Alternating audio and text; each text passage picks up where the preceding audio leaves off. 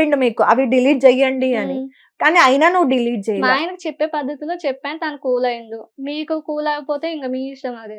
Chrome అంటే మీ దృష్టిలో ఏంటి?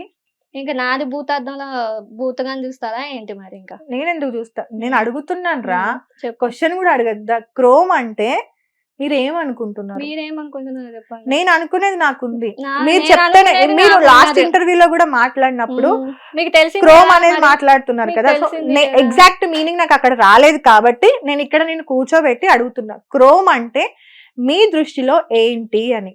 నా దృష్టిలో అయితే భూత పదమే. క్రోమ్ అనేది బూతు. దేనికి? ఇంకా వీడియోస్ ఉంటాయి కదా అంతా. వీడియోస్ ఉండేది క్రోమ్ లో. ఇప్పుడు నాది క్రోమ్ లోకి వెళ్ళాలా అయితే?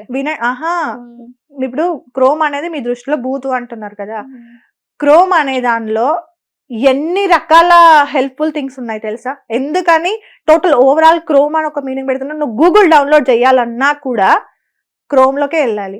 క్రోమ్ అంటే ఇంకా జనరల్ గా అందరు భూత పదం అందరూ చూడట్లా, మీరు మాట్లాడుతున్నారు క్రోమ్ ని. వాళ్ళు అన్నారు కాబట్టి నేను అంటున్నా. నాకేం తెలుసు ఆ క్రోమ్ గురించి. ఒక వైఫ్